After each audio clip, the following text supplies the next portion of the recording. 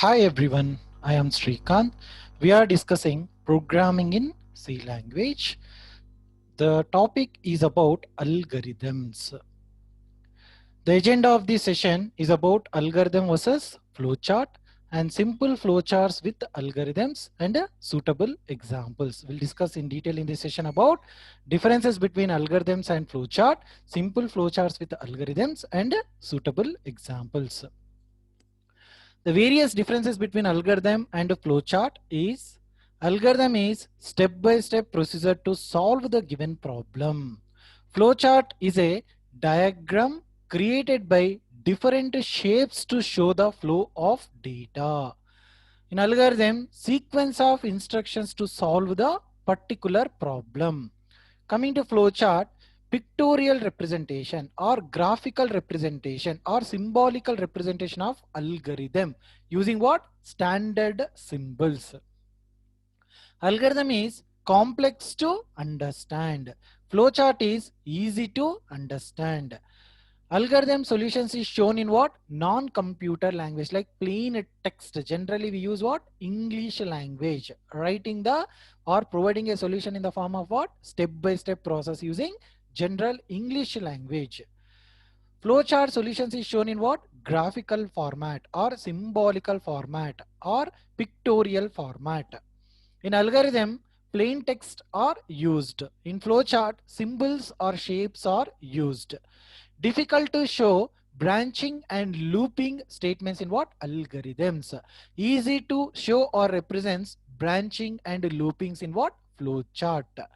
Algorithm is easy to debug. Flowchart, it is hard to debug. Algorithm is difficult to construct. Flowchart is simple to construct. Algorithm is less time consuming for providing a solution of the given problem in the step-by-step manner. But flowchart is what? Simple to construct and it takes what? More time consuming. Algorithm takes what? Very less time consuming to construct, but flowchart is more time consuming because we need to draw the diagrams or symbols as per the solution of the given algorithm in the flowcharts. Algorithm is the pseudocode for the particular given problem or program. Flowchart is just graphical representation of the logic, particular logic. Algorithm is basically used in fields of computer science and mathematics only. Flowcharts can be used in various fields to represent a process. So algorithm is nothing but what? It is a simple way of providing a solution of the given problem in the form of what? Step-by-step process. That is called algorithm, representing in the plain text. Flowchart is represented by what? Pictorial representation or diagrammatical representation or symbolical representation of the particular algorithm. See, that is called flowchart. See, these are all the various differences between what? Algorithm and flowchart. Here we try to discuss some the simple examples of both algorithms and a flowchart. How to write an algorithm and how to construct a flowchart. Here the problem is about draw a flowchart for addition of two numbers. Okay, how to construct this algorithm? Say algorithm does not consist set of rules to construct, right? Algorithm can be write it based on particular user point of view. Okay, they can construct it in any manner, but as per the pseudocode the must be right with the start and the stop. In between the solution should be right between what? Start and stop only. Okay, here I given the two way of representing the same problem. Observe, draw a flowchart for what? Addition of two numbers. First I'm constructing the algorithm. Okay, how to add the two numbers? See here the simple example you can take. I already explained, right? So I'm giving some inputs like two variables, 10 plus 90. The result become what? 100. Okay. Then how to write an algorithm and how to provide the or how to construct the value. Okay. The result is what? 100. Fine. Similarly, you can take any value like 110 plus simply 90. The result become what? 200. Correct? See how to write an algorithm and how to construct the flowchart of this given problem. First step belonging to what? Start. Okay, means it indicates we are going to be starting the algorithm or providing a solution of the particular problem. What is the problem? Find the addition of two numbers. First we required one variable. Okay, assume it is called first number. What we can call it is the naming of the particular value we can call first number. We are going to be writing the step read first number or accept first number or declare first number. You can use general English, okay, or any kind of variable name. Simply you can write first number, or you can also use operand. After that I need another number, right? So this is called assume second number. I required what? Second number. Read second number or accept second number or declare second number, like that. After that, I'm performing what? Addition of two numbers. We can store this result, right? First number plus second number. We need to store one result. You can take the variable result variable or sum variable or addition variable, like any meaningful name you can take it out. Here I taken sum is equals to first number plus second number. Okay, here I taken what? The sum is equals to what? First number plus second number. First number plus second number. The result is going to be stored in which variable?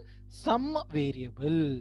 Okay, here I written sum is equals to first number plus second number. Once logical operation is done, after that we are going to be print that variable. Which variable? Sum is a variable. I'm going to be printing the sum variable. See, once we providing the solution is completed, then we can stop the algorithm. Here we are going to be started in the step 1 and we are going to be stopped in the step 6.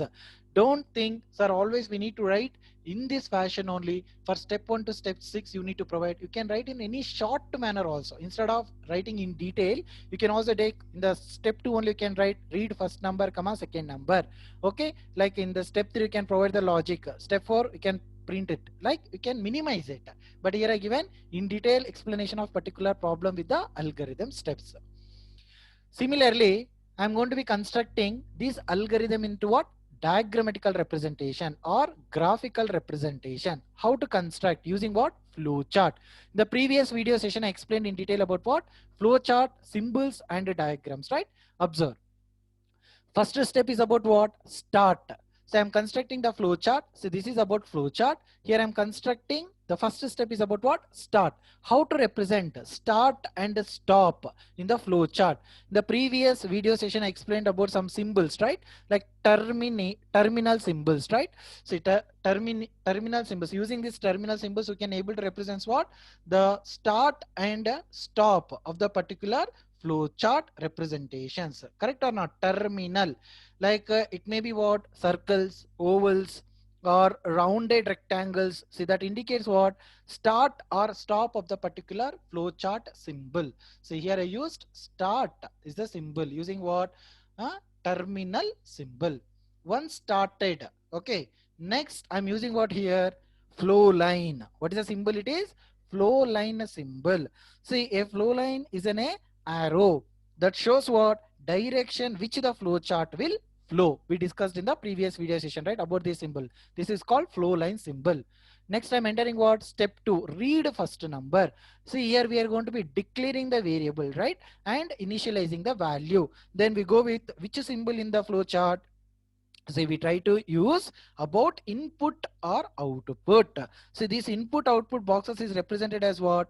Parallelogram. So this symbol indicates what? Input output symbol. Both input you can use or outputs you can use this symbol. This symbol is called what? Parallelogram symbol. Here second step we are writing read first number. After that again I used a flow line. Next step, read second number. Read second number is also use what? Input output symbol only, like parallelogram symbol. After that, step 4 we are performing what? Addition of two numbers. Sum is equals to first number plus second number. See, which symbol should use performing what? Addition of two numbers or logical operations. See, generally we use which symbol here? Process symbol. A process box is represented as what? Rectangle. See, this box is what? Rectangle box. See, this shape is used to show that something is performed, like some logical operations is going to be performed. Then we use what? Rectangle symbol. See, sum is equal to what? First number plus what? Second number. Here we are performing logical operation. Say after that What is the next step? Write sum or print sum or display sum. Use any meaningful verbs of what? English while constructing an algorithm. Here I use simply write sum. Here I am going to be printing the sum. Again, input output symbol, parallelogram symbol is going to be used. Lastly, we are using what? Stop. Stop the flow or stop the algorithm, because we are provided the solution of the given problem. After that, you need to provide what? Stop operation. Say how to provide stop operation. Again, we use what? Terminal symbol. See, this is the way we can construct algorithm based on the particular problem, and we can construct what? Flow chart. Based on the algorithm, we are going to be constructing what? Flow chart. See, first you need to understand about the logic. Once you understand the logic, based on the logic you can construct the algorithm, the plain text in the form of what? Step by step process. Once algorithm is done successfully, then you start for constructing what? Diagrammatical representation or pictorial representation using these symbols, flowchart symbols. I constructed here, providing a solution of the particular algorithm in the form of what? Flow chart. Okay. Sir, algorithms, how to construct? Is there any specific rule? There is no any specific rule. So you can construct the particular algorithm based on the logic and providing a solution of the given problem. See, the second way also you can provide the solution. Observe here. Here I written start and stop. Already I told every algorithm must begins with a start, end with what? Stop. Directly I'm asking here, print enter two numbers. See, I'm going to be reading input a comma b values. Okay, I'm asking enter two numbers. After that, I'm entering a value and b value. A and b were input values, because here I'm performing some operations, right? Like 10 plus 90. Okay, assume the result become what? 100. Here I'm giving input like this is called a, assigning a value to the 10 input, assigning 90 to the b variable. B is called input. A and b what? Input variables. After that, we are performing what? A plus b. That result is stored in which variable here? C variable. We can take any meaningful name. In this previous algorithm, we taken what? Sum, right? Here I taken what? C. A plus b. That result is stored into what? C. After that, we are doing what? Print C. You can use any meaningful name, print, display, write, like that. Any meaningful verb should be represented in what? Algorithm. After that, we are using what? Stop. So this is the simple problem. We are providing the solution in the form of what? Algorithm. And also we constructed what? Flow chart. So this is the best example for what? Constructing like both algorithm and flow charts for what? Addition of two numbers. Okay. So I go with the second example. You may get much understandability about algorithms and flowcharts. Observe here. What is the question? Draw a flowchart for finding what? Large numbers between what? Two numbers, and write an algorithm. Okay. Here, assume two values are there, like 100, or simply can take 10 and 20. So which is the biggest number? 10 or 20? 20 is the biggest number, right? How you know? Maybe I give input first 20 and later 10, right? So input may be anything. Okay. See, here I give 200, another called 10.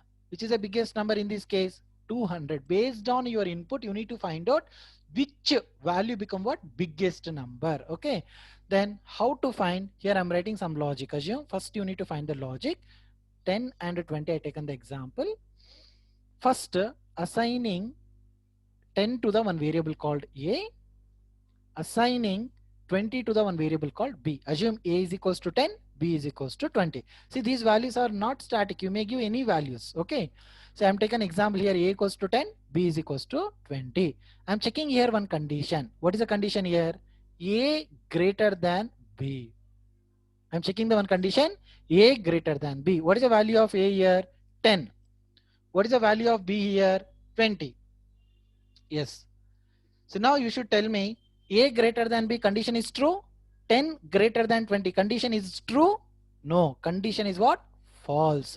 If condition is true, what I am telling? Print A. If condition is false, print B. Means which value should print here? When condition is false, you try to print which value?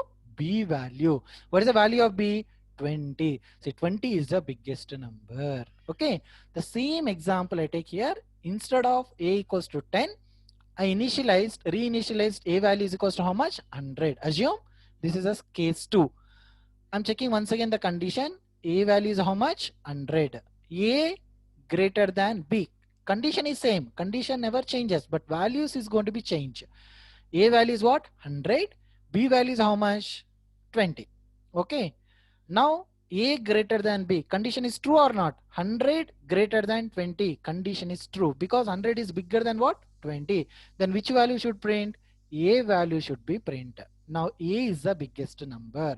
So in the given two variables, I am finding which value is the biggest number. Sometimes A is the biggest number, sometimes B is the biggest number based on your input. Okay. See how I provided the solution. Here we required one condition. See this type of checking whether A is big or B is big. Here we are using one condition. Okay. See the step one, start. Obviously we are start with the algorithm using the start word or verb. Next, we required here two variables, right? A and B. Here directly declaring A and B, initializing A and B, you can use it, but directly I'm using read A and B values. I'm assigning read A value and B value. Assume some values are assigned. After that, I'm checking the condition, correct or not. What is the condition here? A greater than B. Here I'm using some condition statements like if, then, don't worry, at present. Okay, here just assume it is a conditional statement. If, generally we are using in English, right? If word, if A greater than B, then print A is true, correct? If A greater than B is true, A greater than B, condition is true. If A greater than B, then print which value? A is going to be bigger. I am printing here A is the biggest number. Else, in case A greater than B, like 10 greater than 20, false, the condition become what? False. Then print what? Else statement. Remember here only two possibilities. If condition is true, then print A value. If condition is false, print B value. See, that's it. This is the way we are checking whether the in the given two numbers, which one is the biggest number. If condition is true, A is the biggest number. If condition is false, B is the biggest number. After that, we are stop the algorithm. So this is the logic. We are going to be finding biggest of two numbers. See how it is constructed in diagrammatical representation in the form of what? Flowchart. Obviously, we are using start and stop about what? Terminal. First, we are started with the start. Using input output symbol or parallelogram symbol, we are going to be reading A and B values. Read A comma B values. After that, I'm checking condition. Here A greater than B is what? Condition statement. Then in flowchart, when you want to represent conditions, then this decision symbol is going to be using. This symbol indicates what? Rhombus. Decision symbol. We can call it is what? Decision symbol. Here I'm checking is A greater than B. I'm checking is A greater than B. Assume A value is equals to 2. A value is equals to 2. You can give any inputs. B equals to 3. Here I'm checking is A greater than B. A greater than B. 2 greater than 3. No, condition become false. If condition is false, then directly prints which value? B value. B is how much? 3. The value is going to be printing what? B is equals to 3. Then we are printing B is the biggest number and stop the iteration or stop the flow. Suppose if I given A value is equals to 30, B value equals to 20. Here two possibilities are there. Okay. I'm given input A equals to 30, B is equals to 20. I'm checking the condition. A greater than B, 30 greater than 20. 30 greater than 20. Condition become true. Once condition is true, I'm printing which value here? A value. A is the biggest number. After that, terminating. See, this is the way we are going to be representing what? Conditional statements using what? Particular flowchart. In flowchart, we can represent conditional statement using what? Decision. This is a symbol is called decision symbol. See, we discussed in the previous videos about in detail each symbol of flowchart in detail, right? If you have missed the session, kindly go through that one. See, in this way, we can construct the particular conditions for writing the algorithms as well as what? flow chart. See, just only we had discussed the differences, right? Conditions are represent somewhat typical in the algorithm representation, but it is very easy representation in the form of what? Flow charts. Easy to understand in the flow charts. Very difficult to understand conditions in what? Algorithms. See, this is the way providing a solution of both algorithms and flow charts of the given problem. Okay. So I go with the third example. Okay, try to concentrate here. I'm discussing the third example for constructing algorithm and flowchart, finding the largest among three different numbers entered by the user. Means in the previous slide we discussed about what? Finding the biggest number of two numbers, given two numbers. But here we are finding what? Biggest number of what? Given three numbers. Okay, assume here I'm given a value equals to 20, three different situations, b value equals to 20 and c value equals to 30. Assume. Okay, here I given a value is equals to 10, b 20, c 30. You can give any meaningful values and variable names. Here simple example I taken, a value 10, b value 20 and c value 30. Okay, fine. See, first step we are going to be started. Okay, and declaring how many variables required? A, B, C. Sir, always you need to take only A, B, C variable names? No, you can take any meaningful names, X, Y, Z, P, Q, R, like any name, or operand 1, operand 2, operand 3, like that. Or read first number, second number, third number. You can take any meaningful names. But here I taken what? Simple names like A, B, and C. Okay, these in future we may call it is called variables. Fine. A assigns some value 10, B assigns some value 20, C assigned value 30. Once we are declaring ABC and read the values of A, B and C values. We are reading ABC, declaring ABC and reading the values of A, B, C. Fine. Means initialization or reading values. What is the logic? First, I want to compare this A variable to what?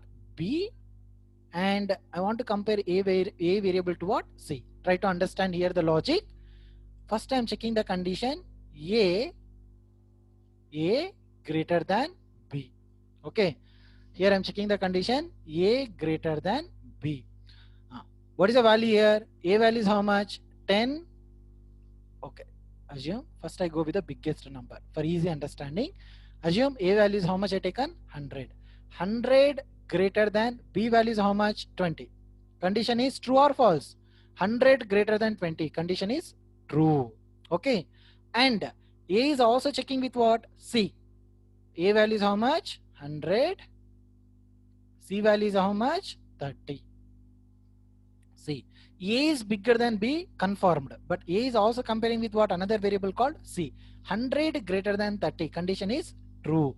When both the condition is true, A is comparing with B, A is comparing with C, both the condition is true. Obviously, which one is going to be biggest number? A is the biggest number. Okay, A is the biggest number. This is the first case I'm going to be written here. If A greater than B, then if it is true, then we need to check another condition. If A greater than C, then print A. Okay, see, A is going to be comparing first A greater than B. Condition is true. Then it is going to be internally checking another condition, A greater than C. Then print which value? A is the biggest number. Means 100 is the biggest number. Okay, see, in the second case, assume A value become 100. Assume C value become 300. Okay. See, I try to take another example. A value is something called 100 or 10. B value equals to what? 200. C value equals to what? 30. Assume. This is the second case. First A is checking with the B. A greater than B. Condition is false. A greater than B, condition is false because 10 is not greater than 200. Condition false. No need to check again A and C because that is written internally. Next, B is checking with what now? C, because B already compared with A. No need to check again B with the A.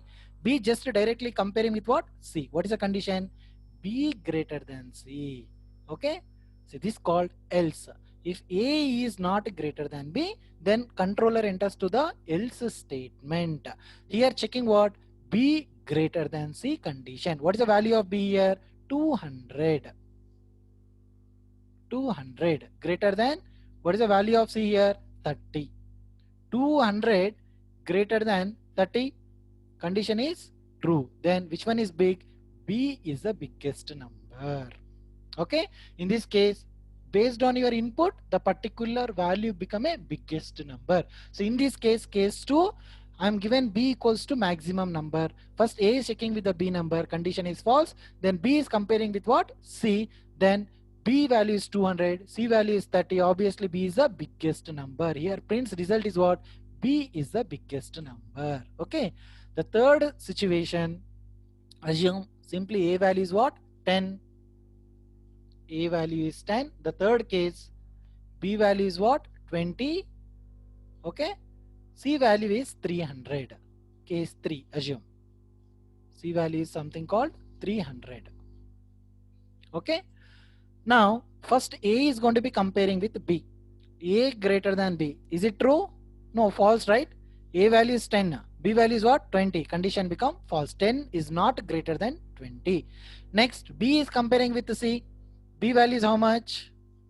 B greater than C. Second condition, else condition, it is checking B greater than C. 20 greater than C value is how much? 300. Is it true? No, false. 20 is not greater than 300. This condition is also false. Then it won't print B. What is the last condition? Else. Obviously, A is not big, B is not big. Which one is biggest number? C is the biggest number. Directly you can print. No need to compare again, because already A is compared with B and B is already compared with C. If both conditions are false, what is the remaining one? C. C is the biggest number. Directly you can print. Not required to check another condition. See, this is the third way we can able to construct an algorithm about finding the biggest number among what? 3 different numbers. So this is the algorithm. First checking A is greater than B. If condition is true, then internally checks A is comparing with C. If condition is true, then only it going to be prints A value. Suppose another case, if another condition is like that, A is biggest number 20, B value is 10, assume. Okay, another case, C value is assume 50. Observe another case. First A is comparing with B, correct? A greater than B. A greater than B. What is the value of A? 20. 20 greater than, okay, 20 greater than B value is how much? 10. Condition is true or false? True. A greater than B. Condition is true. Now the controller enters to here. Again A is going to be checking with what? C. Once A greater than B condition is true, then it enters control here, right? Here. Next it going to be checks. A is comparing with what? C. A value is how much? A is comparing with now C. A value is how much? 20. C value is how much? 50. Here condition, again another condition is checking. If A greater than C, 20 greater than C is how much? 50. Condition is what? False. Once condition is false, then it prints what? Else statement. It prints which value? C is the biggest number. Okay. This is another case for finding the biggest number of what? Given 3 numbers. Okay, don't confuse. This is the algorithm. We are going to be representing the logic of finding the biggest number among 3 numbers. Okay, see, you can understand here about the flow chart very easily. First starting after the declaring A and B, C, read A, B, C values. First I'm checking is A greater than B. Okay, assume here I'm writing A value is 10. Okay, B value is 2. Assume B value is 2. Is A greater than B? Yes. 10 greater than 2. Condition is true. Then it checks again A greater than C condition. A value is 10. Assume C value is 5. Condition is true. Okay. Then it prints what? A is the biggest number. Okay. Otherwise, suppose I given C value is 50. Condition is what? False. Okay. It is not true. Condition is what? False. Then it prints which value? C is the biggest number. Okay. Suppose here only I given A value is 10. B value is 20. C value is only 5 I provided. Assume C value is how much only I given? 5. Here checking the condition 10 greater than 20, condition is what? False. Then it checks B greater than C. B value is how much? 20. C value is how much? 5, assume. Okay. Then we condition is what? True or false? 20 greater than 5. Condition is true. Is B greater than C? Condition is true. Then it's going to be prints what? B value. So among the three numbers, one is the biggest number is going to be there. They are going to be finding what? A value, B value, C value. Comparing these three value, last at end of the time, we are going to be finding the biggest number among three different numbers. Lastly, we are going to be stop the flow. So in this way, we are going to be constructing the algorithm and flowchart of what? Finding the biggest number of what? Given three numbers. Okay. Don't confuse. We're going to be construct these kind of programs in the C programming language. Next, another way of finding the algorithm, find the area of circle. See, we're all familiar about the area of circle formula. What is the formula? Pi r square. See, here pi is the constant value, right? See, I'm starting with the algorithm. We are reading which value? Only r value, radius value you need to read it, and directly you can apply the formula pi into r into r. Pi is a constant value. We are giving 3.142 around, right? Like we are calculated pi into r, that value is going to be stored in the area. We are going to be printing. That's it. Very simple way of representing. Start, read radius value, calculating pi r square, applying formula. Pi value is the constant value 3.142 into r value. What we are going to be given? Radius value. We are going to be generated what? Calculation. After calculation, the value stored in the area and print that area. So the last example here I provided about draw a flowchart for what? Calculating what? Simple interest. So what is the formula of simple interest? PTR by 100.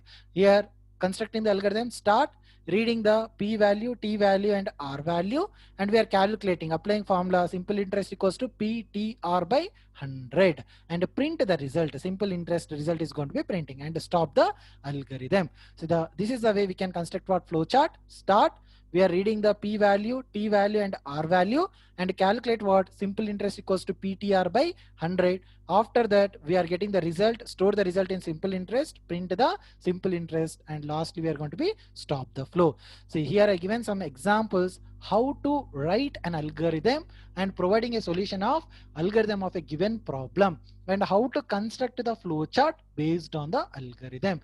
Here I given several examples for constructing algorithm and flowchart I given. So we can construct algorithms for any problem, okay, in the high level, and some conditional statements, looping statements, jumping statements, like several advanced topics also comes. We may also construct, but I did not discuss those concepts in this session. Why? Because you may get confused. Here I discussed the simple examples for constructing of the given problem in the algorithms and providing a solution in the diagrammatical or pictorial representation in the form of what? Flow chart. I hope you're all clear.